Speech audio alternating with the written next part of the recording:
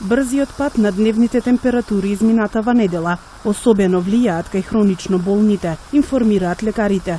Најчесто страдаат пациентите со хронично ревматски и кардиоваскуларни заболувања, како и пациентите со гастроинтестинални проблеми.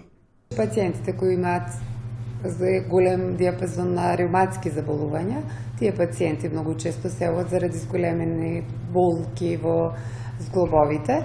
Исто така и пациентите со кардиоваскуларни заболувања кои хронично страдат и кај нив доаѓа до зголемување на најчесто на притисокот, на тегобите на стегање и гушење. Овој период мора да ги посетуваат своите матични, затоа што доаѓа до варирање, односно зголемување на притисокот, со тоа и зголемување на ризикот на појава на последиците од кардиоваскуларните заболувања. Гастроинтестиналните тегоби исто така не се зголемени, кај тие обично пациенти што страдаат од чир, односно од укус на 12-палачно,